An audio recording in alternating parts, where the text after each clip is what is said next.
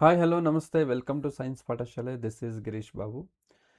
So ನಾವು ಇವತ್ತು ಈ ಒಂದು ಲ್ಯಾಂಡ್ ಸರ್ವೇಯರ್ ಏನು ತಿಳ್ಕೊಳ್ತಾ ಇದ್ವಲ್ಲ ಕ್ಲಾಸಸ್ಸು, ಸೊ ಅದರದ ಒಂದು ಕ್ಲಾಸ್ ಏಯ್ತ್ ಕ್ಲಾಸ್ ಆಗಿರುತ್ತೆ.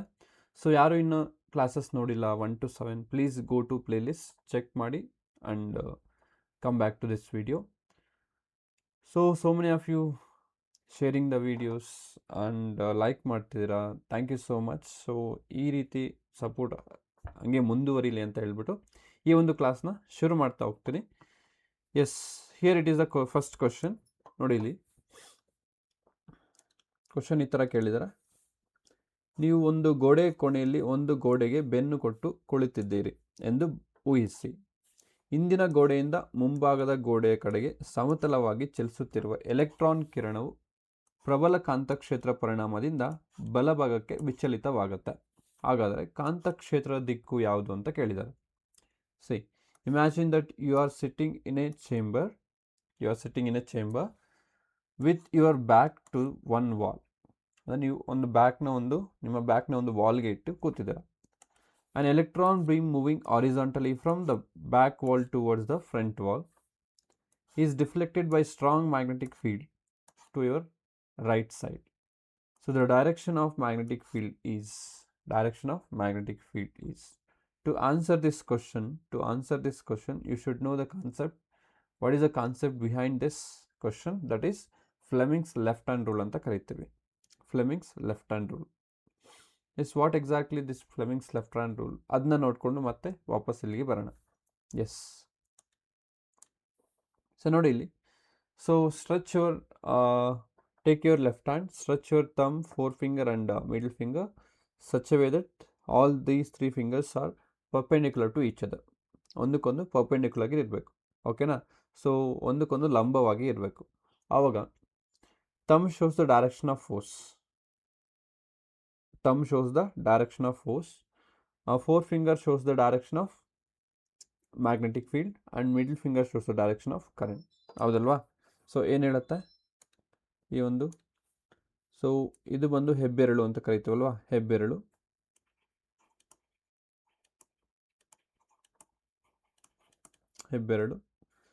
ಸೊ ತಮ್ shows the direction of force, ಬಲದ ಒಂದು ದಿಕ್ಕು.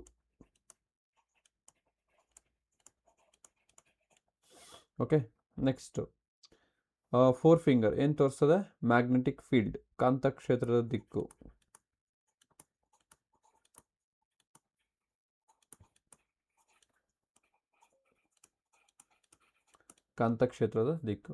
ನೆಕ್ಸ್ಟ್ ಏನು ತೋರಿಸ್ತಾ ಇದೆ? ಈ ಒಂದು middle finger shows the direction of current, ವಿದ್ಯುತ್ ಪ್ರವಾಹದ ದಿಕ್ಕನ್ನು ಯಾವ್ದು ತೋರಿಸುತ್ತೆ? ಈ ಒಂದು ಮಿಡಲ್ ಫಿಂಗರ್ ಅನ್ನು ತೋರಿಸುತ್ತೆ. ಹೌದಲ್ವಾ? ಸೊ ಹಾಗಾದ್ರೆ ಏನು ಕೇಳಿದರೆ ಕ್ವಶನಲ್ಲಿ? ಎಲೆಕ್ಟ್ರಾನ್ಗಳು, ಫಾರ್ ಎಕ್ಸಾಂಪಲ್ ಇಲ್ಲಿ ನಾವು ಕೂತಿದ್ದೀವಿ ಅಂತ ಇಟ್ಕೊಳ್ಳಿ, ನಮ್ಮ ಹಿಂದೆ, ಇದು ಮುಂದೆ, ನೆನ್ಪಿಟ್ಕೊಳ್ಳಿ, ನಮ್ಮ ಹಿಂದೆಯಿಂದ ಬರ್ತಿದೆ ಒಂದು ಏನು ಬರ್ತಿದೆ? ಎಲೆಕ್ಟ್ರಾನ್ಗಳು ಬರ್ತಿದೆ. ಸೊ ಎಲೆಕ್ಟ್ರಾನ್ಗಳು ಈ ಥರ ಇದ್ದರೆ ನಮಗೆ ಕರೆಂಟ್ ಡೈರೆಕ್ಷನ್ ಕೊಟ್ಟಿಲ್ಲ ಅವರು ಕ್ವಶನಲ್ಲಿ, ಹೌದಲ್ವಾ? ಸೊ ಎಲೆಕ್ಟ್ರಾನ್ಸ್ ಡೈರೆಕ್ಷನ್ನ ಕೊಟ್ಟಿದ್ದಾರೆ. ಸೊ ಹಾಗಾದ್ರೆ ಕರೆಂಟ್ ಡೈರೆಕ್ಷನ್ ಯಾವ ರೀತಿ ಇರುತ್ತೆ? Opposite the flow of electrons ಈ ರೀತಿ ಇರುತ್ತೆ. ಕರೆಂಟ್ ಡೈರೆಕ್ಷನ್ ಈ ರೀತಿ ಇರುತ್ತೆ. ಓಕೆ, ನಮ್ಮ ಮುಂಭಾಗದಿಂದ ಹಿಂದ್ಗಡೆಗೆ ಹೋಗೋ ಥರ ಇರುತ್ತೆ ಕರೆಂಟ್ ಡೈರೆಕ್ಷನ್. ನೆಕ್ಸ್ಟ್ ಏನು ಕೊಟ್ಟಿದ್ದಾರೆ? ಫೋರ್ಸ್ ಡೈರೆಕ್ಷನ್ ಕೊಟ್ಟಿದ್ದಾರೆ. ಸೊ ಈಗ ನಿಮಗೆ ಫ್ಲೆಮಿಂಗ್ಸ್ ಲೆಫ್ಟ್ ಹ್ಯಾಂಡ್ ರೂಲ್ ಅರ್ಥ ಆಗಿದೆ. ಸೊ ಸ್ಟ್ರೆಚ್ ಮಾಡಬೇಕು. Thumb shows the direction of force and four finger shows the direction of magnetic field and middle finger shows the direction of current ಅಂತ ಹೇಳ್ಬಿಟ್ಟು ನಾವು ಇಲ್ಲಿಗೆ ಬನ್ನಿ, ಕ್ವಶನ್ಗೆ ಬನ್ನಿ. Yes, what they're asking? Chamber with your back and one wall and electrons being moving horizontally from back wall towards the front wall. ಇದು back wall ಅಂತ ಇಟ್ಕೊಳ್ಳಿ, ಇದು ಫ್ರಂಟ್ ವಾಲ್ ಅಂತ ಇಟ್ಕೊಳ್ಳಿ. ಇದು ಬ್ಯಾಕ್ ವಾಲ್, ಇದು ಫ್ರಂಟ್ ವಾಲ್. ಸೊ ಇಲ್ಲಿಂದ ಇಲ್ಲಿಗೆ ಏನು ಬರ್ತದೆ? ಎಲೆಕ್ಟ್ರಾನ್ಗಳು ಮೂಮೆಂಟ್ ಆಗ್ತಿದ್ದಾವೆ. ಸೊ ಮತ್ತೆ ಅವ್ರೇನು ಕೇಳ್ತಾರೆ? Magnetic field your right side, ಅಂದರೆ deflected by magnetic field from right side. ಅಂದರೆ ಫೋರ್ಸ್ ಯಾವ ರೀತಿ ಆಕ್ಟ್ ಆಗ್ತದೆ? ಫೋರ್ಸ್ ಅನ್ನೋದು ರೈಟ್ ಹ್ಯಾಂಡ್ ಸೈಡ್ ಅಂದರೆ ಈ ರೀತಿ ಆಕ್ಟ್ ಆಗ್ತದೆ. ಎಲೆಕ್ಟ್ರಾನ್ಸ್ ಅನ್ನೋದು ಈ ರೀತಿ ಬರ್ತದೆ, ಫೋರ್ಸ್ ಅನ್ನೋದು ಈ ರೀತಿ ಆಕ್ಟ್ ಆಗ್ತದೆ. ಎಲೆಕ್ಟ್ರಾನ್ಸ್ ಈ ರೀತಿ ಹೋದರೆ ಕರೆಂಟ್ ಯಾವ ಡೈರೆಕ್ಷನ್ ಇರುತ್ತೆ? ಈ ಡೈರೆಕ್ಷನ್ ಇರುತ್ತೆ, right? This is the direction of current. ನಾವು apply the Fleming's left hand rule. Then find out the direction of magnetic field. ನಮಗೆ ಮ್ಯಾಗ್ನೆಟಿಕ್ ಫೀಲ್ಡ್ ಡೈರೆಕ್ಷನ್ ಗೊತ್ತಿಲ್ಲ, ಕಾಂತಕ್ಷೇತ್ರದ ದಿಕ್ಕು ಗೊತ್ತಿಲ್ಲ. They are asking to find out the magnetic field. So apply the Fleming's left hand rule. So ಇದೇನು ಹೇಳುತ್ತೆ, ಈ ಒಂದು thumb finger shows the direction of force. ಈ ಕಡೆ ಇದೆ, ಬಲಭಾಗಕ್ಕಿದೆ. ಸೊ ಈ ಥರ ಇರಬೇಕು. ಓಕೆ. ಸೊ ನೆಕ್ಸ್ಟ್ ಕರೆಂಟ್ ಯಾವ ಡೈರೆಕ್ಷನಲ್ಲಿದೆ? ಸೊ ಎಲೆಕ್ಟ್ರಾನ್ಸ್ ಈ ಥರ ಹೋಗ್ತದೆ, ಕರೆಂಟ್ ಅನ್ನೋದು ಆಪೋಸಿಟ್ ಡೈರೆಕ್ಷನ್ ಬರ್ತದೆ. ಸೊ ಹಾಗಾದರೆ ಈ ಥರ ಇರಬೇಕು ನಾನು. ಓಕೆ, ಈ ಕಡೆ ಇರಬೇಕು ಕರೆಂಟು, ನನ್ನ ಕಡೆ. Right? Yes. So magnetic field direction ಏನು ಅಂತ ಕ್ವಶನ್ ಕೇಳ್ತಿದ್ದಾರೆ. So this is the direction of force, this is the direction of ನನ್ನ ಕಡೆ ಇರೋದು direction of electric field or direction of current, and this is the direction of magnetic field. ಅಂದರೆ downwards ಅಂತ ನಾವು ಹೇಳ್ಬೋದಾಗತ್ತಾ, ಡೌನ್ವರ್ಡ್ಸ್ ಅಂತ ಹೇಳ್ಬೋದು. I hope it is clear. ಹೌದಲ್ವಾ? ಹೌದಲ್ವಾ? ಇದು ಕರೆಕ್ಟಾಗಿ ನಿಮಗೆ ಗೊತ್ತಿರಬೇಕು. ಕ್ವಶನಲ್ಲಿ ಎಲೆಕ್ಟ್ರಾನ್ ಬೀಮ್ ಕೇಳ್ತಾರೆ ಅವರು, ಕರೆಂಟ್ ಕೊಟ್ಟಿಲ್ಲ. ಸೊ ಎಲೆಕ್ಟ್ರಾನ್ ನಮ್ಗೆ ಗೊತ್ತಿದೆ, it is a conventional flow ಅಂತ ಹೇಳ್ಬಿಟ್ಟು. ಕರೆಂಟು ಎಲೆಕ್ಟ್ರಾನ್ ಯಾವ ರೀತಿ ಹೋಗುತ್ತೋ ಅದ್ರ ಆಪೋಸಿಟ್ ಡೈರೆಕ್ಷನಲ್ಲಿ ಕರೆಂಟ್ ಅನ್ನೋದು ಫ್ಲೋ ಆಗುತ್ತೆ ಅಂತ ನಮಗೆ ಗೊತ್ತಿದೆ. ರೈಟ್. ಸೊ ಹಾಗಾದ್ರೆ ಏನಾಗುತ್ತೆ ಆನ್ಸರ್ ಏನಾಗುತ್ತೆ? ಸೊ ಮ್ಯಾಗ್ನೆಟಿಕ್ ಫೀಲ್ಡ್ ಡೈರೆಕ್ಷನ್ ಏನಾಗುತ್ತೆ? ಡೌನ್ವರ್ಡ್ಸ್ ಇರುತ್ತೆ, ಡೌನ್ವರ್ಡ್ ಡೈರೆಕ್ಷನ್ ಇರುತ್ತೆ. I hope it is clear. ಇನ್ನು ಏನೋ ಡೌಟ್ ಇದ್ದರೆ ಪ್ಲೀಸ್ ಡೂ ಕಮೆಂಟ್ ಮಾಡಿ. ಓಕೆ. ಸೊ ಈ ರೀತಿಯ ಒಂದು ಕ್ವಶನ್ ನಾವು ಎಕ್ಸ್ಪೆಕ್ಟ್ ಮಾಡ್ತಾ ಹೋಗ್ಬೋದು. ಓಕೆ. ಎಸ್. ನೆಕ್ಸ್ಟ್ ಕ್ವಶನ್ ನೋಡಿ, ಈ ಥರದ ಖಗೋಳ ದೂರದರ್ಶಕದಲ್ಲಿ ಎಷ್ಟು ಮಸೂರಗಳನ್ನು ಬಳಸಲಾಗುತ್ತೆ ಅಂತ ಕೇಳಿದ್ರು. How many lenses are used in astronomical telescope ಅಂತ ಕೇಳಿದ್ರು. ಆಸ್ಟ್ರೋನಾಮಿಕಲ್ ಟೆಲಿಸ್ಕೋಪ್ ಇದು ಸಿಲೆಬಸಲ್ಲಿ ಇನ್ಕ್ಲೂಡ್ ಆಗಿದೆ. ನಿಮಗೆ ಒಂದು ಟೆಲಿಸ್ಕೋಪ್ ಆಗಿರ್ಬೋದು, ಲೆನ್ಸಸ್ ಆಗಿರ್ಬೋದು, ಎಲ್ಲ ಇಂಪಾರ್ಟೆಂಟ್ ಆಗಿರುತ್ತೆ. ಸೊ ನೋಡ್ತಾ ಹೋಗೋಣ. So before going to this, ನಿಮಗೆ ಗೊತ್ತಿರಬೇಕು ವಾಟ್ ಈಸ್ ದ ಕನ್ಸ್ಟ್ರಕ್ಷನ್, ಯಾವ ರೀತಿ ಒಂದು ಆಸ್ಟ್ರೋನಾಮಿಕಲ್ ಟೆಲಿಸ್ಕೋಪ್ನ ಕನ್ಸ್ಟ್ರಕ್ಟ್ ಮಾಡ್ತಾರೆ, ಅಲ್ಲಿ ಎಷ್ಟು ಒಂದು ಲೆನ್ಸ್ನ ಯೂಸ್ ಮಾಡ್ತಾರೆ, ಆ ಒಂದು ಲೆನ್ಸಿಂದ ಒಂದು ಪ್ರೊಡ್ಯೂಸ್ ಆಗೋ ಒಂದು ಇಮೇಜು ಯಾವ ರೀತಿ ಇರುತ್ತೆ, what are the properties of that image ಅಂತ ನಿಮಗೆ ಗೊತ್ತಿರಬೇಕು. ಹೌದಲ್ವಾ? ಜಸ್ ನೋಡಿ ಇಲ್ಲಿ. C, this is the setup of astronomical telescope. This is the setup of astronomical set, and this is the ray diagram of that astronomical telescope. Okay. So ಇಲ್ಲಿ ಏನು use ಮಾಡ್ತಿದ್ದಾರೆ, ಇದು ಲೆನ್ಸ್ ಅನ್ನೋದು ಯೂಸ್ ಮಾಡ್ತಿದ್ದಾರೆ. there are two lenses we are using here. One is objective lens, another one is eyepiece ಅಂತ ಹೇಳ್ಬಿಟ್ಟು. objective lens and eyepiece. So ಈ ಒಂದು ಲೆನ್ಸ್ನ ನಾವೇನಂತ ಕರಿತೀವಿ? ಕಾನ್ವೆಕ್ಸ್ ಲೆನ್ಸ್ ಅಂತ ಕರಿತೀವಿ. ಕಾನ್ವೆಕ್ಸ್ ಲೆನ್ಸ್ ಅಥವಾ ಪೀನ ಮಸೂರ ಅಂತ ಕರಿತೀವಿ. ಪೀನ ಮಸೂರ ಅಂತ ಕರಿತೀವಿ. So this is also what kind of lenses is convex lens.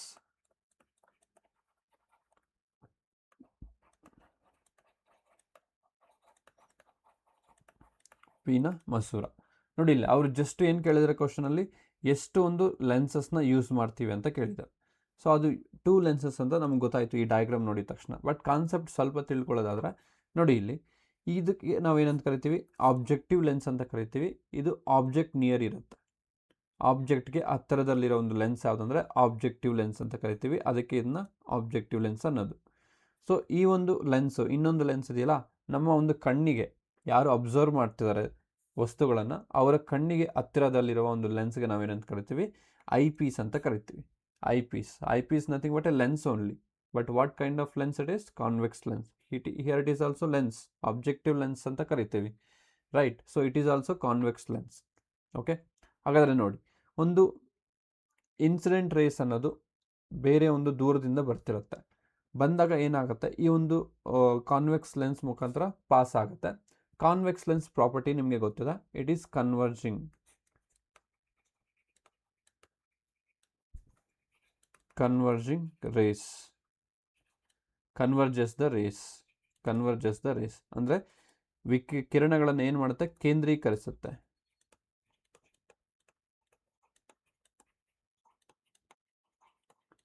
ಕಿರಣಗಳನ್ನು ಕೇಂದ್ರೀಕರಿಸುತ್ತೆ. ಹೌದಲ್ವಾ? ಸೊ ನೋಡಿ, ಈ ಥರ ಒಂದು ರೇಸ್ ಬರ್ತಾ ಇರೋದು ಇಲ್ಲೆಲ್ಲೋ ಬಂದು ಜಾಯ್ನ್ ಆಗ್ತದೆ. ಸೊ ಇಲ್ಲಿ ನಮ್ಗೆ ಏನು ಸಿಗುತ್ತೆ? ಇಮೇಜ್ ಅನ್ನೋದು ಸಿಗುತ್ತೆ. ಓಕೆ.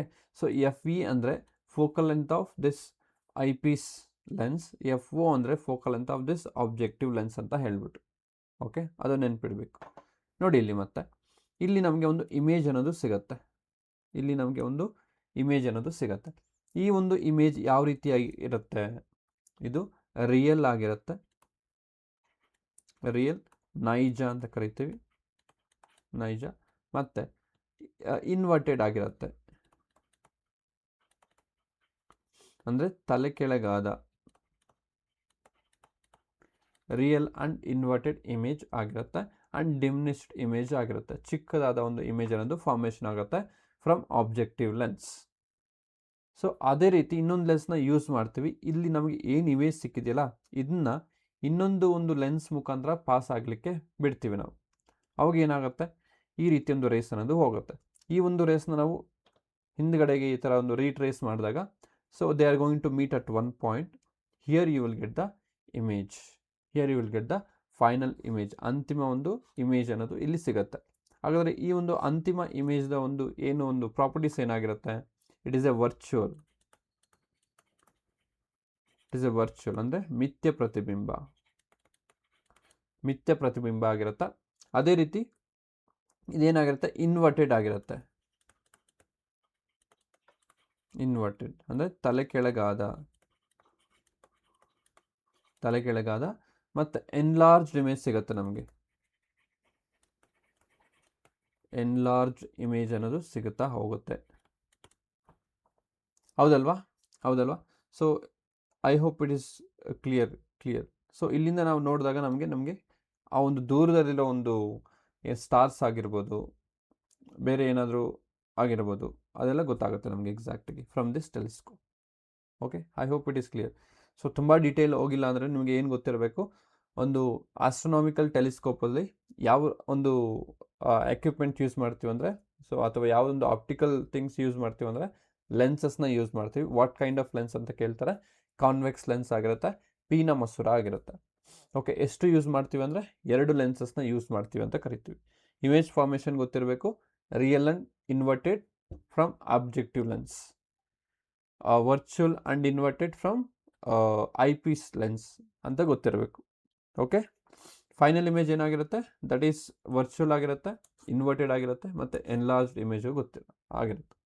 ಓಕೆ, ಅರ್ಥ ಆಯ್ತಲ್ವಾ? Yes, I hope it is clear. So ನಾವು ಇಲ್ಲಿ ಕ್ವಶನ್ಗೆ ಬನ್ನಿ. ಈಗ ಖಗೋಳ ದೂರದರ್ಶಕದಲ್ಲಿ ಎಷ್ಟು ಮಸೂರಗಳನ್ನು ಬಳಸಲಾಗುತ್ತೆ? ನಮಗೆ ಇವಾಗ ಗೊತ್ತಾಯ್ತು ನಿಮಗೆ ಎಷ್ಟು. ಸೊ 1 ಅಲ್ಲ, 3 ಅಲ್ಲ, 4 ಅಲ್ಲ. ಸೊ ದೆರ್ ಆರ್ 2 ಲೆನ್ಸಸ್ನ ನಾವು ಯೂಸ್ ಮಾಡ್ತೀವಿ, 2 ಮಸೂರಗಳನ್ನು ಯೂಸ್ ಮಾಡ್ತೀವಿ.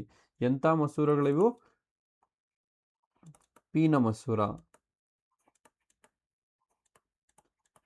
ಪೀನ ಮಸೂರ ಅಂದರೆ ಕಾನ್ವೆಕ್ಸ್ ಲೆನ್ಸ್ ಅಂತ ಕರಿತೀವಿ. Clear? Yes. So I hope it is clear. ಏನು ಡೌಟ್ ಇದ್ರೆ please do comment. Yes, next ನೋಡಿ ಕ್ವಶನ್ ಈ ಥರ ಇದೆ. ಭೂಮಿಯ ಮೇಲೆ ಮತ್ತು ಚಂದ್ರನ ಮೇಲೆ ಒಂದೇ ಚೆಂಡನ್ನು ಕೈಯಿಂದ ಮೇಲಕ್ಕೆ ಎಸೆದಾಗ ಅದು ಯಾವ ಸ್ಥಳದಲ್ಲಿ ಹೆಚ್ಚು ಸಮಯ ಗಾಳಿಯಲ್ಲಿ ಇರುತ್ತೆ ಅಂತ ಕ್ವಶನ್ ಕೇಳಿದ್ದಾರೆ. Interesting, right? Yes. A ball is thrown vertically upward with the same speed on the earth and the moon, where it will remain in the air for a longer time. ಒಂದು ball ಇದೆ, ಒಂದು ಬಾಲ್ನ ನಾವು ಎಸಿತಾ ಇದ್ದೀವಿ. Ball is thrown vertically upward, the same speed ಅನ್ನೋದು same V ಇರುತ್ತೆ on the earth ಮತ್ತು ಮೂನ್. ಇದು ಅರ್ತ್, ಇದು ಮೂನ್ ಅಂತ ಇಡಿ. Where it will remain in the air for a longer time. ಈ ಥರ ಹೋಗಿರೋ ಒಂದು ಬಾಲು ವಾಪಸ್ ಬರ್ಬೇಕು ತಾನೆ? ಎಸ್, ಬಂದೇ ಬರುತ್ತೆ. Due to acceleration due to gravity, right? Acceleration due to gravity. So ಇದರಲ್ಲಿ ಯಾವ ಒಂದು ಬಾಲ್ ಬೇಗ ಬರುತ್ತೆ ಅಥವಾ ಯಾವ ಒಂದು ಬಾಲು ಇಲ್ಲೇ ಇರುತ್ತೆ ತುಂಬ ಟೈಮ್ ತಗೊಳುತ್ತೆ ಇಲ್ಲಿ ಮೇಲೆ ಹೋಗಿ ಹಿಂಗೆ ಬರಲಿಕ್ಕೆ, ಯಾವ ಬಾಲು ಹೆಚ್ಚು ಸಮಯ ತಗೊಳುತ್ತೆ ಅಂತ ಹೇಳ್ಬಿಟ್ಟು ಕ್ವಶನ್ ಕೇಳಿದ್ದಾರೆ. ಓಕೆ, ಸೊ ಏನು ಕೇಳಿದ್ದಾರೆ? ಭೂಮಿಯ ಮೇಲಿನ, ಚಂದ್ರನ ಮೇಲಿನ ಎರಡೂ ಕಡೆನ ಸೇಮ್ ಟೈಮ ಅಥವಾ ಹೇಳಲು ಸಾಧ್ಯವಿಲ್ಲ, ಕೆನಾಟ್ ಬಿ ಡಿಟರ್ಮೈನ್ ಅಂತ ಕೊಟ್ಟಿದ್ದಾರೆ. ಓಕೆ, ಹಾಗಾದರೆ ಕಾನ್ಸೆಪ್ಟ್ ನೋಡೋಣ ಫಸ್ಟ್ಗೆ. ನೋಡಿಲ್ಲಿ, ಚಂದ್ರನ ಮೇಲಿನ ಗುರುತ್ವ ವೇಗವರ್ಧನೆ ಅಥವಾ ವೇಗೋತ್ಕರ್ಷ ಭೂಮಿಯಿಂದ ಸುಮಾರು, ಭೂಮಿಯ ಅಂತ ತಗೊಳ್ಳಿದು, ಭೂಮಿಯ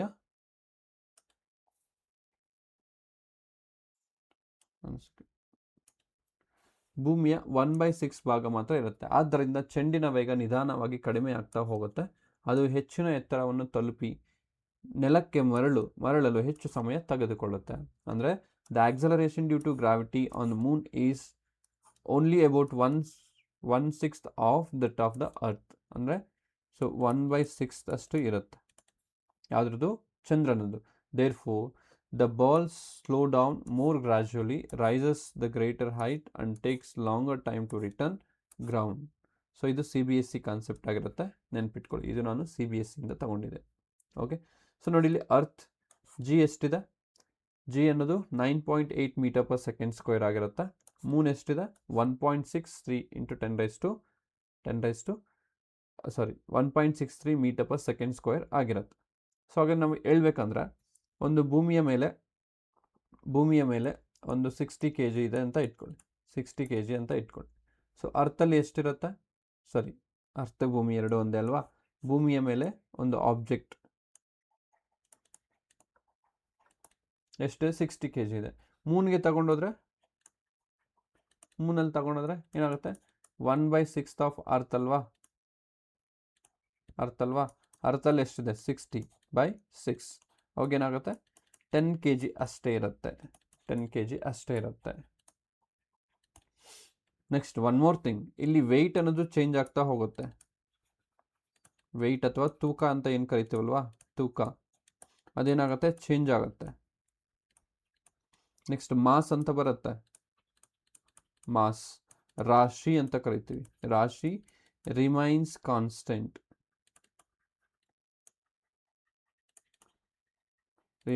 ಕಾನ್ಸ್ಟೆಂಟ್, ಇದು ಎಲ್ಲೇ ಹೋಗಲಿ, ಯಾವ ಒಂದು ಏರಿಯಾಗೆ ತಗೊಂಡೋಗ್ರಿ, ಎಲ್ಲೇ ಒಂದು ಅಟ್ಮಾಸ್ಫಿಯರ್ಗೆ ತಗೊಂಡೋಗಿ, ಎಲ್ಲೇ ತಗೊಂಡೋಗಿ, ರಾಶಿ ಅನ್ನೋದು remains constant. It will never ever change. Understood? Yes. ಹಾಗಾದರೆ ಇಲ್ಲಿ ಬನ್ನಿ, what is the right answer? Where will it remains in the air for a longer time. So ಎಲ್ಲಿ ಗ್ರಾವಿಟಿ ಕಡಿಮೆ ಇರುತ್ತೋ ಅಲ್ಲಿ ತುಂಬ ಹೊತ್ತು ಇರುತ್ತೆ, ಹೌದಲ್ವಾ. ಸೊ ಆಪ್ಷನ್ ಬಿ ಅನ್ನೋದು ಸರಿಯಾದ ಉತ್ತರ ಆಗಿರುತ್ತೆ. ರೈಟ್? ಎಸ್.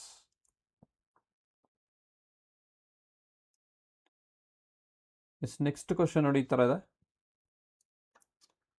ಒಂದು ಪೆಟ್ಟಿಗೆಯನ್ನು ನಿಧಾನವಾಗಿ ತಳ್ಳಲಾಗುತ್ತದೆ. ಒಂದು ಪೆಟ್ಟಿಗೆ ಇದೆ,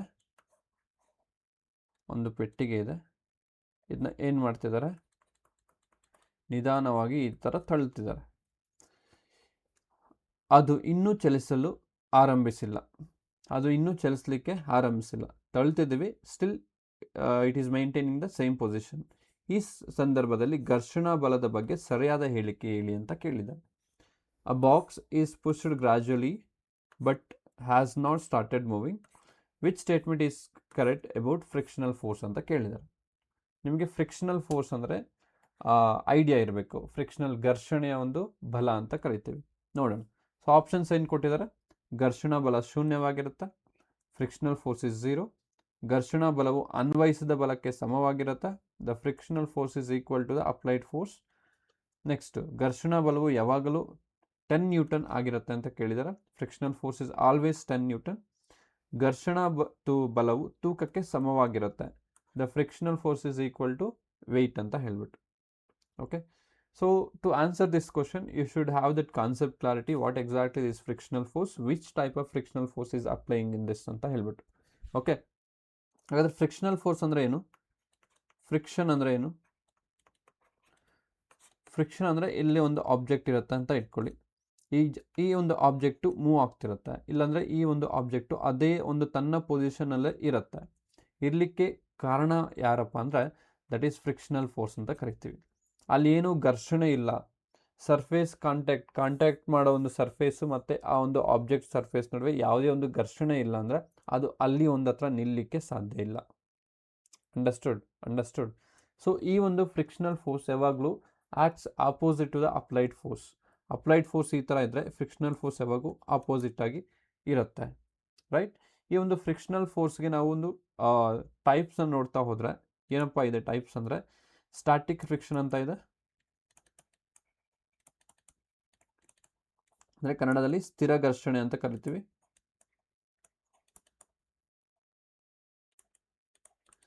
ಸೊ ನೆಕ್ಸ್ಟ್ ಎರಡನೇದು ಕೈನೆಟಿಕ್ ಫ್ರಿಕ್ಷನ್ ಅಂತ ಕರಿತೀವಿ. ನೆಕ್ಸ್ಟ್ ಮೂರನೇದು ರೋಲಿಂಗ್ ಫ್ರಿಕ್ಷನ್ ಅಂತ ಕರಿತೀವಿ.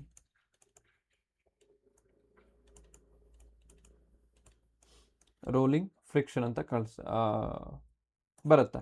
ಓಕೆ, ಬಟ್ ಇಲ್ಲಿ ನಮಗೆ ಕ್ವಶನ್ಗೆ ಏನು ಬೇಕು ಅದು ನೋಡ್ತಾ ಹೋಗೋಣ. ನೋಡಿ, ಇಲ್ಲಿ ಕಾನ್ಸೆಪ್ಟ್ನ ಹಾಕ್ಕೊಂಡಿದ್ದೀನಿ. ಇಲ್ಲಿ ಸ್ಟ್ಯಾಟಿಕ್ ಫ್ರಿಕ್ಷನ್ ಅಂತ ಕರಿತೀವಿ, ಸ್ಥಿರ ಘರ್ಷಣೆ ಅಂತ ಕರಿತೀವಿ.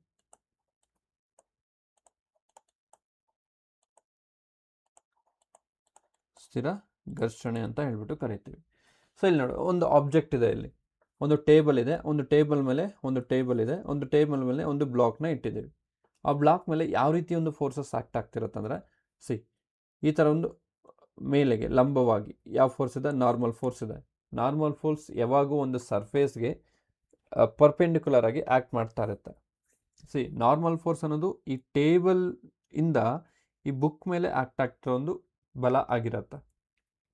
ಓಕೆ, ಸೊ ಈ ಒಂದು ಬ್ಲಾಕ್ ಏನಿದೆಯಲ್ಲ, ಅಥವಾ ಬುಕ್ಕು ಅಥವಾ ಬ್ಲಾಕ್ ಏನಿದೆಯಲ್ಲ, ಈ ಒಂದು ಬ್ಲಾಕ್ ಮೇಲೆ ಕೆಳಗಡೆ ಒಂದು ಫೋರ್ಸ್ ಆಕ್ಟ್ ಆಗ್ತಿರುತ್ತೆ. That is weight, that is nothing but m/g.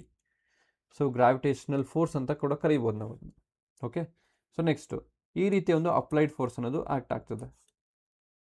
Okay, static friction ಯಾವ ರೀತಿ ಇರುತ್ತೆ? Always opposite to the applied force ಈ ರೀತಿ ಇರುತ್ತೆ. ಯಾವುದೇ ಒಂದು ಆಬ್ಜೆಕ್ಟು ಸ್ಥಿರವಾಗಿದ್ದರೆ, ರೆಸ್ಟಲ್ಲಿದ್ದರೆ, ಅಲ್ಲಿ ಒಂದು ಆ್ಯಕ್ಟ್ ಆಗೋ ಒಂದು ನಾವು ಫೋರ್ಸ್ಗೆ ಏನಂತ ಕರಿತೀವಿ, ಫ್ರಿಕ್ಷನ್ಗೆ ಏನಂತ ಕರಿತೀವಿ, ಸ್ಟ್ಯಾಟಿಕ್ ಫ್ರಿಕ್ಷನಲ್ ಫೋರ್ಸ್ ಅಂತ ಕರಿತೀವಿ. ಆಬ್ಜೆಕ್ಟ್ ರೆಸ್ಟಲ್ಲಿ ಇರಬೇಕು, ಮೂಮೆಂಟ್ ಆಗ್ತಾ ಇರಬಾರ್ದು. ಆ ಟೈಮಲ್ಲಿ ಒಂದು ಫ್ರಿಕ್ಷನ್ ಆಗುತ್ತಲ್ವ, ಅದಕ್ಕೆ ನಾವು ಸ್ಟ್ಯಾಟಿಕ್ ಫ್ರಿಕ್ಷನ್ ಅಂತ ಕರಿತೀವಿ. ಓಕೆ, ಸೊ ಹಾಗಾದ್ರೆ ಹೆಂಗಿರ್ಬೇಕು ಈ ಒಂದು ಸ್ಟ್ಯಾಟಿಕ್ ಫ್ರಿಕ್ಷನ್ನು? ಹೆಂಗಿರಬೇಕು? There is a formula here. Static friction actually ಈ ರೀತಿ ಇರುತ್ತೆ. Static friction is directly proportional to N. N ಅಂದರೆ ಏನು? Normal force. ಈ ಒಂದು ಎನ್ ಮೈನಸ್ ವರ್ಟಿಕಲ್ ಫೋರ್ಸಸ್ ಏನಿದೆ mg is going to be 0. So when the body is equilibrium, then the forces are going to be equal ಅಂತ ಇರುತ್ತೆ. So then n is equal to mg ಅಂತ ಬರುತ್ತೆ. n is equal to mg ಅಂತ ಬರುತ್ತೆ. ಇಲ್ಲಿ substitute ಮಾಡಿ, fs is equal to, remove this proportionality, multiply with proportionality constant called mu s ಅಂತ ಕರೀತೇವೆ. So n ಅಂದರೆ ಏನು? m into g. So mu s ಅಂದರೆ ಏನು? Coefficient of static friction.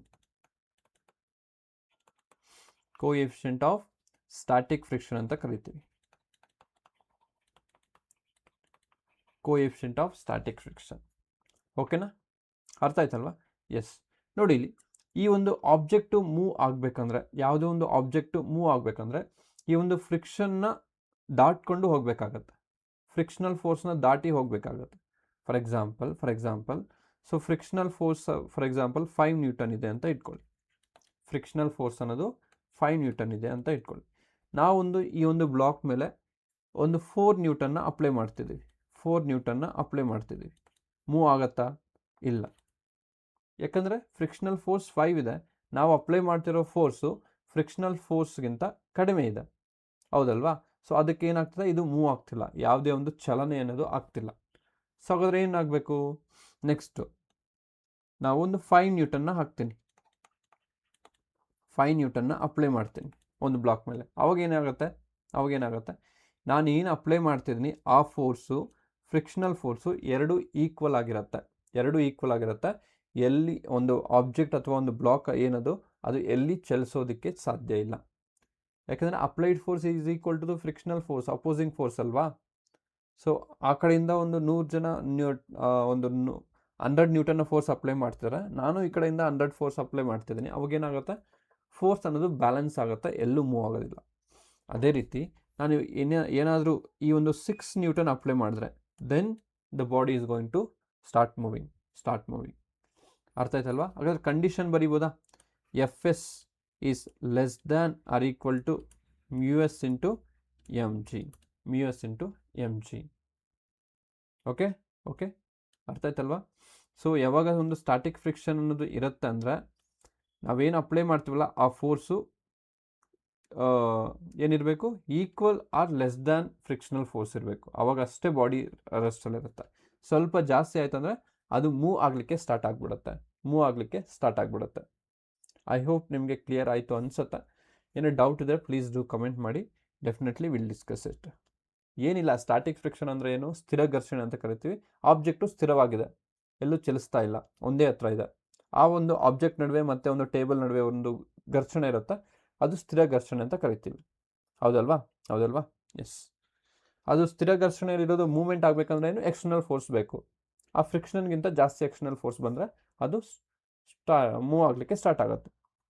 ಯಾವಾಗ ಮೂವ್ ಆಗಲಿಕ್ಕೆ ಸ್ಟಾರ್ಟ್ ಆಗುತ್ತಲ್ವ, ಆವಾಗ ಏನಾಗುತ್ತೆ, ಆವಾಗ ಒಂದು ಫ್ರಿಕ್ಷನ್ ಇರುತ್ತೆ, ಅದಕ್ಕೆ ನಾವು ಕೈನೆಟಿಕ್ ಫ್ರಿಕ್ಷನ್ ಅಂತ ಕರಿತೀವಿ. ದಟ್ಸ್ ಇಟ್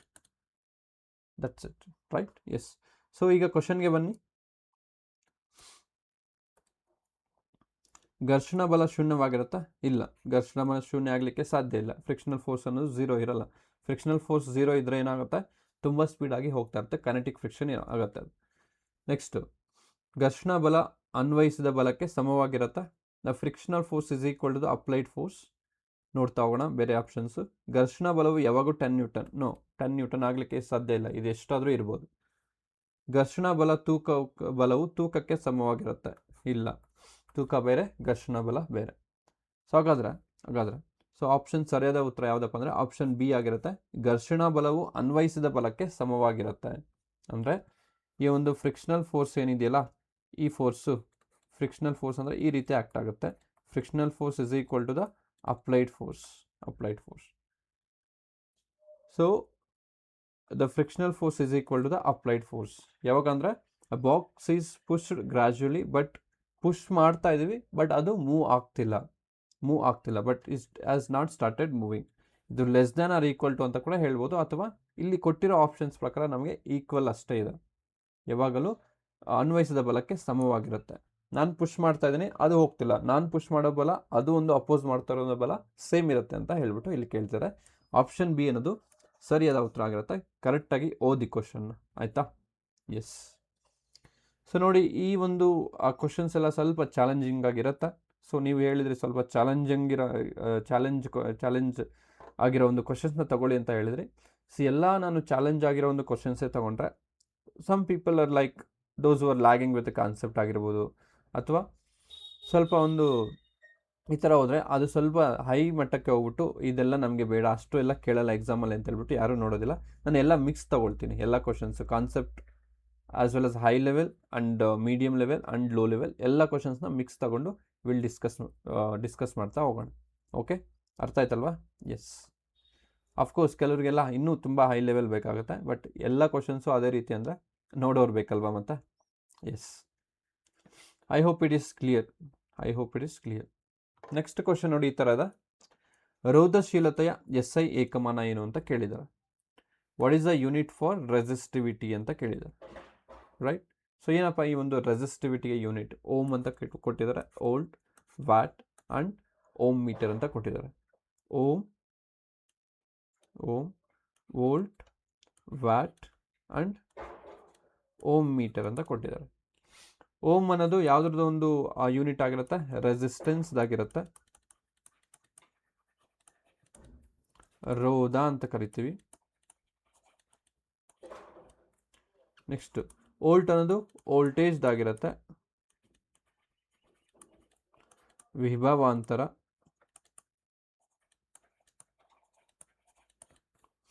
ನೆಕ್ಸ್ಟ್ ವ್ಯಾಟ್ ಅನ್ನೋದು ಪವರ್ ಆಗಿರುತ್ತೆ, ಸಾಮರ್ಥ್ಯ. ನೆಕ್ಸ್ಟ್ ಓಮ್ ಮೀಟರ್ ಅಂದರೆ ಹೇಳಿ, ರೋಧಶೀಲತೆ.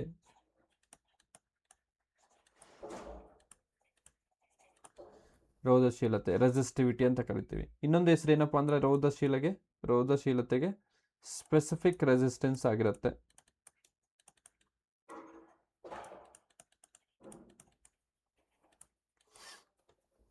ಸಮಾನ ರೋಧ ಅಂತ ಕರಿತೀವಿ.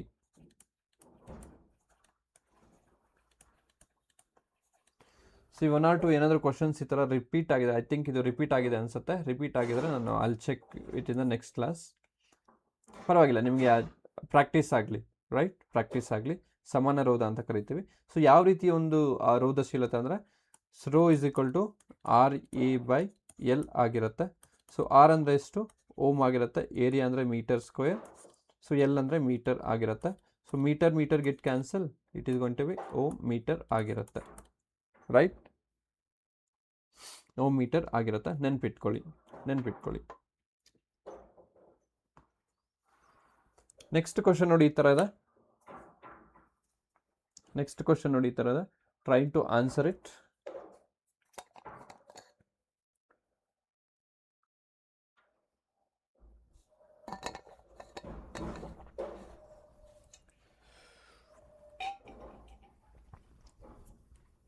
ಎಸ್ ನೋಡಿ, ಇಲ್ಲಿ 6th ಕ್ವಶನ್ ಈ ಥರ ಇದೆ. ಬಳಕೆಯ ಹೆಬ್ಬೆರಳಿನ ನಿಯಮದಂತೆ ವಿದ್ಯುತ್ ಹರಿಯುತ್ತಿರುವ ನೇರ ವಾಹಕದ ತಂತಿಯನ್ನು ಹೆಬ್ಬೆರಳು ಮೇಲ್ಮುಖವಾಗಿರುವಂತೆ ಹಿಡಿದಿರುವಿರಿ ಎಂದು ಭಾವಿಸಿಕೊಳ್ಳಿ. ಆಗ ಕಾಂತ ಕ್ಷೇತ್ರದ ಕಾಂತೀಯ ಬಲರೇಖೆಗಳ ದಿಕ್ಕು ಯಾವುದು ಅಂತ ಕ್ವಶನ್ ಕೇಳ್ತಾ ಇದ್ದಾರೆ ನೋಡಿ. According to right hand thumb rule, if a straight current carrying conductor held with a thumb pointing towards the direction of magnetic field lines will be ಕೆಳಮುಖವಾಗಿರುತ್ತಾ, ಮೇಲ್ಮುಖವಾಗಿರುತ್ತಾ, ಅಪ್ರದಕ್ಷಿಣೆ ಇರುತ್ತಾ, ಪ್ರದಕ್ಷಿಣವಾಗಿರುತ್ತಾ? ಈ ಒಂದು ಡಯಾಗ್ರಾಮ್ ನಿಮಗೆ ಕಾಣಿಸ್ತಿರ್ಬೋದು. ಇಲ್ಲಿ ಒಂದು ಕಂಡಕ್ಟರ್ನ ಹಿಂಗೆ ಇಟ್ಕೊಂಡು ತಮ್ಮನ್ನ ಅದ್ರ ಜೊತೆಗೆ ಫೇಸ್ ಮಾಡಿಬಿಟ್ಟು, ಸೊ ನಾವು ಫಿಂಗರ್ಸ್ನ ಈ ರೀತಿ ಫೋಲ್ಡ್ ಮಾಡಬೇಕು, ಕರ್ಲ್ಡ್ ಫಿಂಗರ್ಸ್ ಅಂತ ಕರಿತೀವಿ, ಕರ್ಲ್ ದ ಫಿಂಗರ್ಸ್. ಸೊ ಆವಾಗ thumb shows the direction of current and curled finger shows the direction of magnetic field ಆಗಿರುತ್ತೆ. ಹಾಗಾದ್ರೆ ನೋಡಿ, ಇಲ್ಲಿ ಇದು ಕರೆಂಟ್ ಆಗಿರುತ್ತೆ, ಈ ರೀತಿ ಬರ್ತಾ ಇರೋದು ಮ್ಯಾಗ್ನೆಟಿಕ್ ಫೀಲ್ಡ್ ಆಗಿರುತ್ತೆ, ಓಕೆನಾ? ಸೊ ಇದು ಕ್ಲಾಕ್ ವೈಸಾ ಆಂಟಿ ಕ್ಲಾಕ್ ವೈಸಾ? ಅಫ್ಕೋರ್ಸ್ ಏನಾಗುತ್ತೆ, ಇದು ಆಂಟಿ ಕ್ಲಾಕ್ ವೈಸ್ ಡೈರೆಕ್ಷನ್ ಆಗಿರುತ್ತೆ. ಸೊ ಇಂಗ್ಲೀಷಲ್ಲಿ ಹೇಳಬೇಕು ಅಂದರೆ ಡೌನ್ವರ್ಡ್ಸ್ ಇದೆ, ಅಪ್ವರ್ಡ್, ಅಪ್ರದಕ್ಷಿಣೆ anticlockwise, this is clockwise. So answer ಏನು ಇಲ್ಲೇ ಗೊತ್ತಾಗ್ತದೆ, ಈ ರೀತಿ ಹೋಗ್ತದೆ, ಅದು ಆಂಟಿ ಕ್ಲಾಕ್ ವೈಸ್ ಆಗಿರುತ್ತೆ. ಆಪ್ಷನ್ ಸಿ ಅನ್ನೋದು ಸರಿಯಾದ ಉತ್ತರ ಆಗಿರುತ್ತೆ, right? So I hope it is clear very much. So ಹಾಗಾದರೆ ಕರೆಂಟ್ ಈ ಥರ ಹೋಗ್ತಾ ಇದ್ರೆ ಅದೇ ಎಲ್ಲ ಡಿಸ್ಕಸ್ ಮಾಡಿದೆ ಇಷ್ಟೊತ್ತು. ಕರೆಂಟ್ ಅನ್ನೋದು ಕೆಳಮುಖವಾಗಿ ಹೋಗ್ತಿದ್ರೆ ಕಮೆಂಟ್ ಮಾಡಿ. ಸೊ ಏನು ಮಾಡಬೇಕು, ಕಮೆಂಟ್ ಮಾಡಬೇಕು. ಸೊ ಕೆಳಮುಖವಾಗಿ ಹೋಗ್ತಿದ್ರೆ ಡೈರೆಕ್ಷನ್ ಅನ್ನೋದು, ಡೈರೆಕ್ಷನ್ ಆಫ್ ಮ್ಯಾಗ್ನೆಟಿಕ್ ಫೀಲ್ಡು ಹೆಂಗಿರುತ್ತೆ, please do comment. Okay, yes. So ನಿಮಗೆ ಫ್ಲೆಮಿಂಗ್ಸ್ ಲೆಫ್ಟ್ ಹ್ಯಾಂಡ್ ರೂಲ್ ಗೊತ್ತಾಯಿತು. ಈಗ ಒಂದು ಮ್ಯಾಕ್ಸ್ವೆಲ್ಸ್ ಥಂಬ್ ರೂಲ್ ಅಂದರೆ ಗೊತ್ತಾಯಿತು, ಕ್ಲಿಯರ್? ಸೊ ಲಾಸ್ಟ್ ಒಂದು ಕ್ಲಾಸಲ್ಲಿ ನಾವು ಸ್ಕ್ರೂ ರೂಲ್ನ ಡಿಸ್ಕಸ್ ಮಾಡಿದ್ವಿ ಅನ್ಸುತ್ತೆ, screw rule, okay, yes. Next question ನೋಡಿ ಈ ಥರ ಇದೆ. ವಿಚ್ ಅಬ್ಸರ್ವೇಷನ್ ಆಸ್ ಬೀಟ್ supports the idea that sound is a mechanical wave? ಧ್ವನಿಯ ತರಂಗ ಯಾಂತ್ರಿಕ ತರಂಗ ಎಂಬುದು ಅತ್ಯುತ್ತಮವಾಗಿ ಯಾವ ಒಂದು ಅವಲೋಕನವು ಸಮರ್ಥಿಸುತ್ತೆ? ಸೊ ಇಷ್ಟು ದಿನ ನಮ್ಗೆ ಏನು ಕ್ವಶನ್ ಕೇಳ್ತಿದ್ರು, ಸೌಂಡ್ ವೇವ್ ಅನ್ನೋದು ಯಾವ ಥರ ಒಂದು ವೇವ್ ಅಂತ ಕೇಳ್ತಿದ್ರು, ಮೆಕ್ಯಾನಿಕಲ್ ವೇವಾ, ಟ್ರಾನ್ಸ್ವರ್ಸ್ ವೇವಾ ಅಂತ ಕೇಳ್ತಿದ್ರು. ಬಟ್ ಇಲ್ಲಿ ಏನು ಕೇಳ್ತಿದ್ದಾರೆ, ಧ್ವನಿ ಯಾಂತ್ರಿಕ ತರಂಗ ಗೊತ್ತಿದೆ ಎಂಬುದನ್ನು ಅತ್ಯುತ್ತಮವಾಗಿ ಯಾವ ಒಂದು ಹೇಳಿಕೆಯಿಂದ ನಾವು ಸಮರ್ಥನೆಗೊಳಿಸ್ತೀವಿ ಅಂತ ಕ್ವಶನ್ ಕೇಳ್ತಿದ್ದಾರೆ. ಸೌಂಡ್ ಶೋಸ್ ರಿಫ್ಲೆಕ್ಷನ್ ಆಗೋದ್ರಿಂದ ಒಂದು ಮೆಕ್ಯಾನಿಕಲ್ ವೇವ್ ಅಂತ ಕರಿತೀವ ಅಂತ ಕ್ವಶನ್ ಅಂತ ಕೊಟ್ಟಿದ್ದಾರೆ. Sound needs medium to propagate ಅಂತ ಕೊಟ್ಟಿದ್ದಾರೆ. ಧ್ವನಿಯು ಪ್ರಸರಣಗೊಳ್ಳಲು ಮಾಧ್ಯಮದ ಅವಶ್ಯಕತೆ ಇದೆ ಅಂತ, ಅದರಿಂದ ನಾವು ಮೆಕ್ಯಾನಿಕಲ್ ವೇವ್ ಅಂತ ಕರಿತೀವ. ಸೌಂಡ್ ಹ್ಯಾಸ್ ಫ್ರೀಕ್ವೆನ್ಸಿ, ಧ್ವನಿಗೆ ಆವರ್ತನ ಅನ್ನೋದು ಇದೆ. ನೆಕ್ಸ್ಟ್ ಸೌಂಡ್ ಕ್ಯಾರೀಸ್ ಎನರ್ಜಿ ಅಂತ ಕೇಳಿದರೆ, ಧ್ವನಿಯು ಶಕ್ತಿಯನ್ನು ಸಾಗಿಸುತ್ತೆ ಅಂತ ಕೇಳಿದ್ದಾರೆ. ಸೊ ಹಾಗಾದ್ರೆ ಸರಿಯಾದ ಉತ್ತರ ಏನಪ್ಪ ಅಂದರೆ, ಈ ಸೌಂಡ್ ಅನ್ನೋದು ಒಂದು ಮೀಡಿಯಮ್ ಅನ್ನೋದು ರಿಕ್ವೈರ್ ಆಗಿರುತ್ತೆ ಟ್ರಾವೆಲ್ ಮಾಡಲಿಕ್ಕೆ. ಮೀಡಿಯಮ್ ಇಲ್ದಿರೆ, ಯಾವುದೇ ಒಂದು ಮಾಧ್ಯಮ ಇಲ್ಲದೆ ಸೌಂಡ್ ಚಲಿಸಲಿಕ್ಕೆ ಸಾಧ್ಯ ಇಲ್ಲ. It is purely depending upon medium. So ಶಬ್ದ ಅನ್ನೋದು ಮಾಧ್ಯಮದ ಮೇಲೆ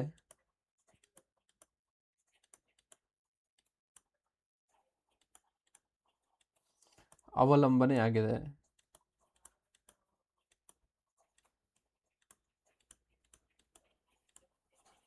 ಮಾಧ್ಯಮದ ಮೇಲೆ ಅವಲಂಬನೆ ಆಗಿದೆ. ಸೊ ಅದಕ್ಕೆ ನಾವೇನಂತ ಕರಿತೀವಿ, sound needs a medium to propagate. So ಅದಕ್ಕೆ ನಾವು ಈ ಒಂದು ಸೌಂಡ್ ವೇವ್ನ ನಾವೇನಂತ ಕರಿತೀವಿ, ಈ ಒಂದು ಮೆಕ್ಯಾನಿಕಲ್ ವೇವ್ ಅಂತ ಕರಿತೀವಿ. ಆಪ್ಷನ್ ಬಿ ಅನ್ನೋದು ಸರಿಯಾದ ಉತ್ತರ ಆಗಿರುತ್ತೆ. ಓಕೆ, ಶಬ್ದದ ಒಂದು ಸ್ಪೀಡ್ ಎಲ್ಲಿ ಜಾಸ್ತಿ ಇರುತ್ತೆ? ಶಬ್ದದ ಒಂದು ಸ್ಪೀಡ್, ವೇಗ ಎಲ್ಲಿ ಜಾಸ್ತಿ ಇರುತ್ತೆ? ಸಾಲಿಡ್ಸ್ ಅಲ್ಲಿ ಜಾಸ್ತಿ ಇರುತ್ತೆ ಕಂಪೇರ್ಡ್ ಟು ಲಿಕ್ವಿಡ್ಸ್.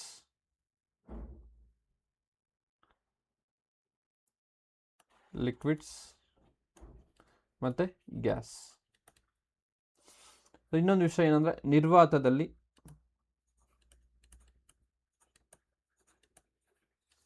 ಶಬ್ದ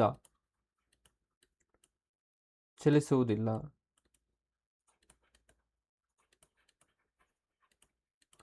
ನಿರ್ವಾತದಲ್ಲಿ ಶಬ್ದ ಅನ್ನೋದು ಚಲಿಸುವುದಿಲ್ಲ. ಯಾಕೆಂದ್ರೆ ಶಬ್ದಕ್ಕೆ ಏನ್ ಬೇಕು?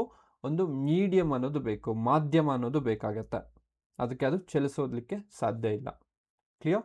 ಎಸ್ ನೋಡಿ ಇಲ್ಲಿ, a mechanical wave can travel only through a material medium such as solid, liquid and gas.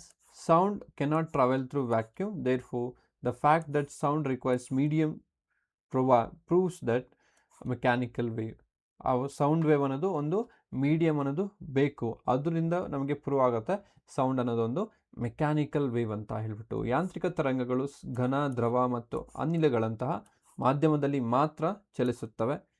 ಧ್ವನಿಯು ನಿರ್ವಾತ ಅಥವಾ ವ್ಯಾಕ್ಯೂಮ್ ಅಲ್ಲಿ ಸಂಚರಿಸಲು ಸಾಧ್ಯವಿಲ್ಲ. ಆದ್ದರಿಂದ ಧ್ವನಿಯು ಪ್ರಸರಣಗೊಳ್ಳಲು ಮಾಧ್ಯಮದ ಅವಶ್ಯಕತೆ ಇರುತ್ತೆ. ಸೊ ಅದಕ್ಕೆ ನಾವೇನಂತ ಕರಿತೀವಿ? ಇದಕ್ಕೆ ಯಾಂತ್ರಿಕ ತರಂಗ ಅಂತ ಕರಿತೇವೆ. ರೈಟ್? ಎಸ್. ನೆಕ್ಸ್ಟ್ ಕ್ವಶನ್ ನೋಡಿ, ಈ ಥರ ಇದೆ. ಕೆಳಗಿನ ಯಾವ ಸಂದರ್ಭದಲ್ಲಿ ಗುರುತ್ವಾಕರ್ಷಣ ಬಲ, ಗ್ರಾವಿಟೇಷನಲ್ ಫೋರ್ಸ್ ಅನ್ನೋದು ಜಾಸ್ತಿ ಇರುತ್ತೆ, ಅತ್ಯಧಿಕವಾಗಿರುತ್ತೆ? In which of the following situation gravitational force is maximum ಅಂತ ಕೇಳಿದ್ದಾರೆ. ಎಸ್. ಸೊ ಎರಡು ವಸ್ತುಗಳ ದ್ರವ್ಯರಾಶಿ ಹೆಚ್ಚು ಮತ್ತು ಅವುಗಳ ನಡುವಿನ ಅಂತರ ಕಡಿಮೆ ಇರುತ್ತೆ, ಅವಾಗ ಜಾಸ್ತಿ ಇರುತ್ತೆ force. The masses are large and the distances between them is small. Next second one, ಎರಡು ವಸ್ತುಗಳ ದ್ರವ್ಯರಾಶಿ ಕಡಿಮೆ ಮತ್ತು ಅಂತರ ಹೆಚ್ಚಾಗಿರುತ್ತೆ. The masses are small and the distances is large. Next, ಒಂದು ವಸ್ತುವಿನ ದ್ರವ್ಯರಾಶಿ ಹೆಚ್ಚು ಮತ್ತು ಅಂತರ ಹೆಚ್ಚಾಗಿರುತ್ತೆ. ನೆಕ್ಸ್ಟ್, ಎರಡು ವಸ್ತುಗಳ ದ್ರವ್ಯರಾಶಿ ಕಡಿಮೆ ಮತ್ತು ಅಂತರ ಕಡಿಮೆ. Masses are small and distances is small ಅಂತ ಹೇಳ್ಬಿಟ್ಟು ಕೇಳಿದ್ದಾರೆ. ಸೊ ಹಾಗಾದ್ರೆ ನಿಮಗೆ ಇಲ್ಲಿ ಏನು ಗೊತ್ತಿರಬೇಕು? ಯೂನಿವರ್ಸಲ್ ಲಾ ಆಫ್ ಗ್ರಾವಿಟೇಷನ್ ಗೊತ್ತಿರಬೇಕು.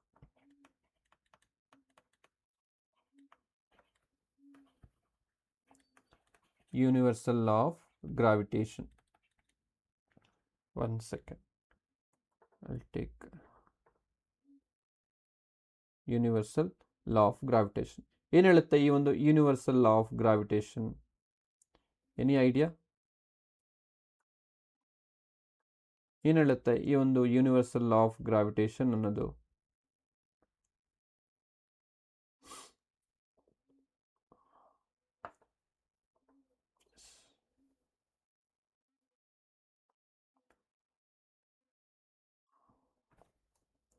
ಎಸ್ ನೋಡಿ, ಇಲ್ಲಿ ತಗೋತೀನಿ.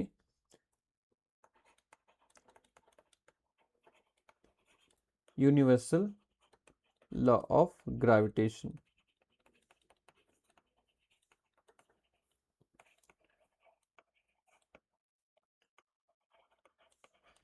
ವಿಶ್ವವ್ಯಾಪಿ ಗುರುತ್ವ ನಿಯಮ ಅಂತ ಕರಿತೀವಿ.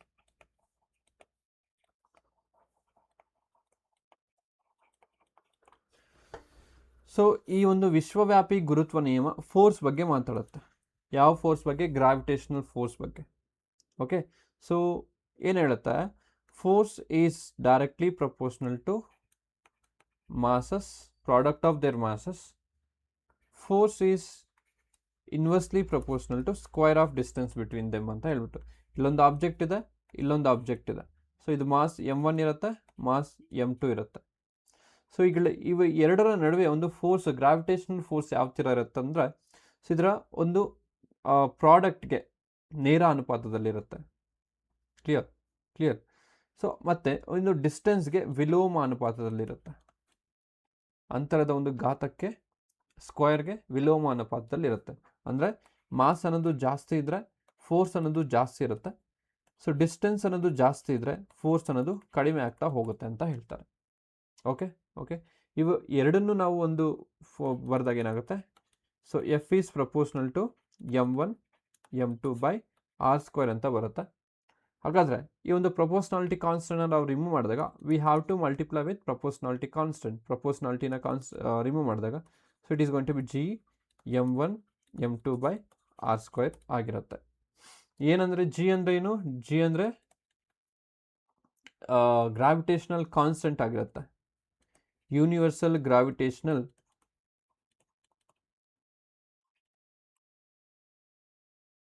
ಕಾನ್ಸ್ಟೆಂಟ್ ಆಗಿರುತ್ತೆ. Okay, so next small G ಏನಾಗಿರುತ್ತೆ ನೆನ್ಪಿಟ್ಕೊಳ್ಳಿ, don't confuse between capital G and small G. So acceleration due to gravity ಆಗಿರುತ್ತೆ, ಆಕ್ಸಲರೇಷನ್ ಡ್ಯೂ ಟು ಗ್ರಾವಿಟಿ ಆಗಿರುತ್ತೆ. ಓಕೆನಾ?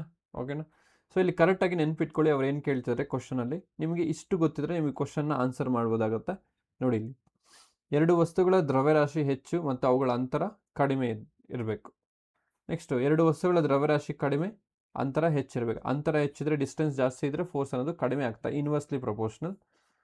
Mass large, distance is large, ಇಲ್ಲ, ಜಾಸ್ತಿ ಹೋಗ್ತಿದ್ರೆ ಕಡಿಮೆ ಆಗ್ತಾ ಹೋಗುತ್ತೆ ಫೋರ್ಸು. ಹಾಗಾದರೆ ಸರಿಯಾದ ಉತ್ತರ ಯಾವುದಪ್ಪ ಅಂದರೆ ಆಪ್ಷನ್ ಎ ಅನ್ನೋದು ಸರಿಯಾದ ಉತ್ತರ ಆಗಿರುತ್ತೆ, ನೆನ್ಪಿಟ್ಕೊಳ್ಳಿ. ಆ ಮಾಸಸ್ ಆರ್ ಲಾರ್ಜ್, ಮಾಸಸ್ಸು ದೊಡ್ಡದಾಗಿದೆ, ಡಿಸ್ಟೆನ್ಸು ಕಡಿಮೆ ಇದೆ.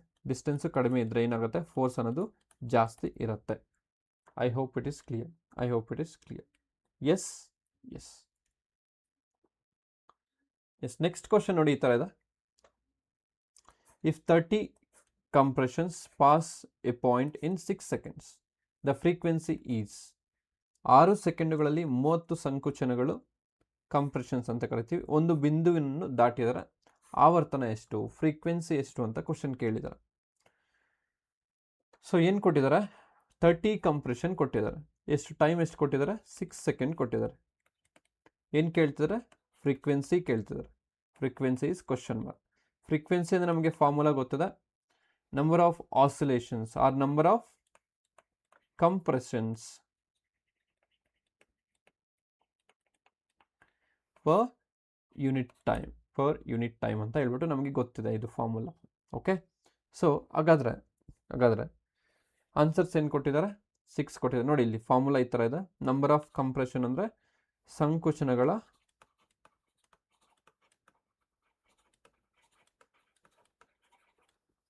ಸಂಖ್ಯೆ ಡಿವೈಡೆಡ್ ಬೈ ಕಾಲ.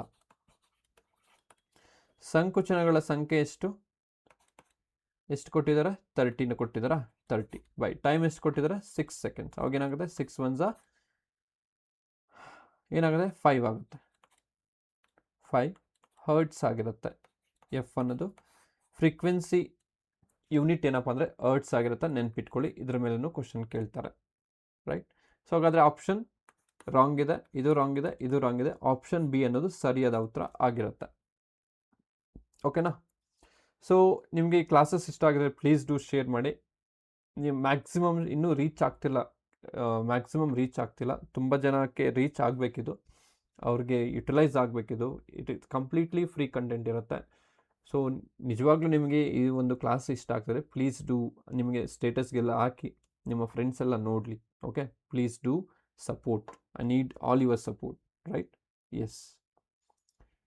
ನೆಕ್ಸ್ಟ್ ಕ್ವಶನ್ ನೋಡಿ, ಈ ಥರದ. ಖಗೋಳ ದೂರದರ್ಶಕದಲ್ಲಿ ಕಣ್ಣು ಕನ್ನಡಿ ಯಾವ ವಿಧದ ಮಸೂರವಾಗಿರುತ್ತೆ? ಅಂದರೆ ಐ ಪೀಸ್ ಅಂತ ಏನು ಕರಿತೀವಿ. ಇಂಗ್ಲೀಷಲ್ಲಿ ನಿಮಗೆ ಕನ್ನಡದಲ್ಲಿ ಗೊತ್ತಾಗಿಲ್ಲ ಅಂದರೆ ಇಂಗ್ಲೀಷಲ್ಲಿ ದಯವಿಟ್ಟು ನೋಡಿ. Okay, so eyepiece of an astronomical telescope is.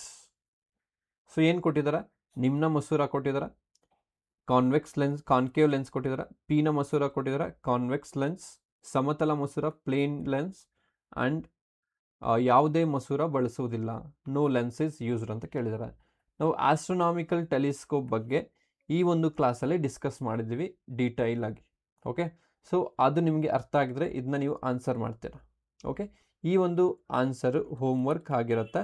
So you have to comment on the comment section. ನೋಡೋಣ ಎಷ್ಟು ಜನ ಕಮೆಂಟ್ ಮಾಡ್ತೀರಾ ಅಂತ ಹೇಳ್ಬಿಟ್ಟು.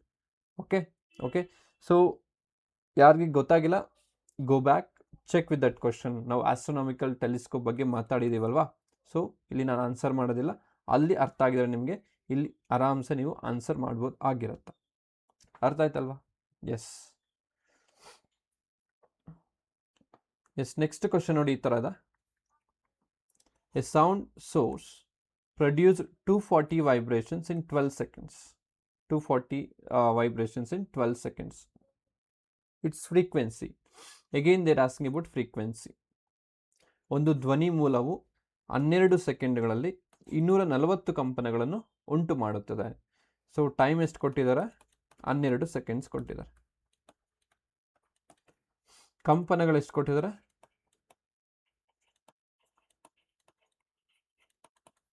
240 ಕೊಟ್ಟಿದ್ದಾರೆ. What we suppose to find out? Frequency is equal to question mark. ನಮ್ಗೆ ಗೊತ್ತಿದೆ frequency is equal to ಏನು? ಸೊ ಕಂಪನಗಳು